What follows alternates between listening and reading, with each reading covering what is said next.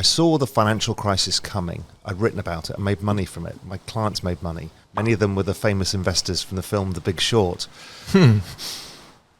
But a lot of people got hurt. And it wasn't that bad in Europe yet. Then 2012 came. In 2012, we had the European crisis, where almost all the governments went bankrupt and the banks were going under. And friends of my parents and friends of friends were having money taken from the banks as banks shut down. Friends who were in the real estate industry were out of business, and they were angry.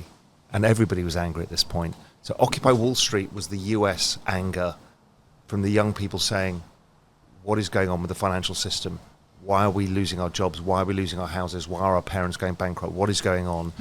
And then in Europe, in Spain, we had the Indignados, the 4 million people, I think, who marched to the streets of Madrid from the provinces. Anger. And I realized that people didn't know what was going on. The financial system was, in fact, broken. There had been so much debt built up over the decades prior that it had made it very fragile. And nobody understood this because everyone thinks your money's safe in a bank. Right.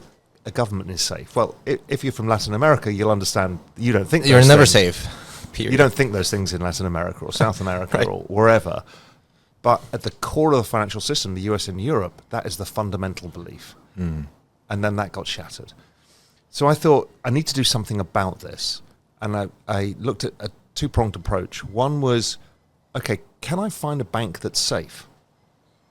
Because banks use something called fractional reserve banking, which means the piece of whatever you put in is relent multiple times. They have, I think, 10 times more than to create of whatever they're lending, right? Yeah, and sometimes in the financial system, a US government bond, which is deemed to be the safest thing in the world, had 30 different claims on it.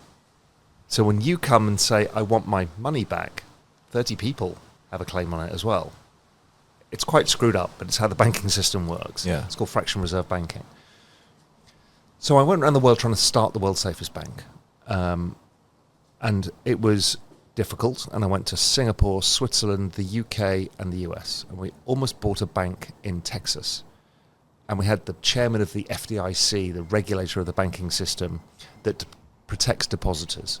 We had a quality team of people. And we went to the Federal Reserve in Dallas and said, we'd like a banking license. And they said, tell us what you're doing. We explained we're going to have a non-fractional reserve bank. So every dollar goes in, the rules. it'll just own a bond with the treasury. So there's nobody in the middle, nobody can go bust. And he said, it's a great idea and we're never going to give you a license. Jesus. I'm like, why? He's like, because you'll take all the deposits. If you have one bank that's safer than all the others, it takes all the deposits. So that kind of made me think, wow, okay, this is rigged. It's rigged against you, right? Yeah. And so I was writing about it in Global Macro Investor, and one of my clients wrote to me and said, Bitcoin. And this was 2012. And so I started digging into Bitcoin. By 2013, I wrote the first ever macro strategy piece to value Bitcoin. It was at $200. And I said, if I look at it versus gold, how much we know is above ground and how much we know is below ground, and look at that relationship, like with Bitcoin, what's mined and what's yet to be mined. It should be worth 700 ounces of gold. At the time, that would have been $1 million. And it was trading at 200. I'm like, maybe I'm wrong by 90%. It's worth $100,000. This is the best investment opportunity of all time. We'll talk a bit about why crypto matters in a bit. So that started me on the crypto journey. The other part of the journey is I wanted to help people. I felt uncomfortable being at the center of the financial system with all the knowledge, with all of the cool kids, the hedge fund managers and the banks, when I can see that the whole world around me was changing, that people wanted to take control of their finances. And so I thought the best thing I can do is democratize the knowledge that I have and that we have within the financial system. And so I reached out to some friends of mine, famous hedge fund managers, and said, would you publicly talk about what you're thinking and stuff like that? They've all got egos. They're like, yeah, of course. So I'm like, so I can get the world's most famous investors to talk about what they're thinking, what they're investing in. So this was 2014. Video had barely started. I think YouTube had been going for 2 years. No, so YouTube was like 2007, but it was mostly about pranks and other and cat stuff. videos. Yeah, exactly. Right, so it was still really, really nascent. Yeah. Netflix had only just started.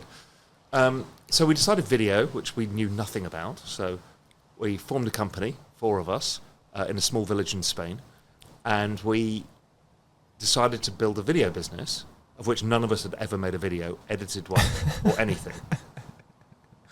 And that was the thesis, is we know fuck about fuck. We didn't know what we were doing. We were just going to do it because we knew it's probably the right medium to educate people. So that was the rise of Real Vision. But as part of that, Real Vision's journey has been to really explain why the system is broken and then how you can unfuck your future, how you can take advantage of the situation by investing to make your future safer, to realize that vision of your future self. So crypto was part of that, as have a whole bunch of other things. We've got the world's most famous investors, analysts, strategists together, democratized access, created a subscription business, and helped as many people as possible on that journey. Gracias por ver este podcast. Si es que te gustó, dale like y suscríbete al canal, así sabes cuando suban nuevos episodios. Aquí te dejo otro podcast que seguramente te va a gustar, y si quieres irte de largo, un playlist con todos los episodios de Acción Podcast. Que estés bien, nos vemos la próxima. Chao, chao.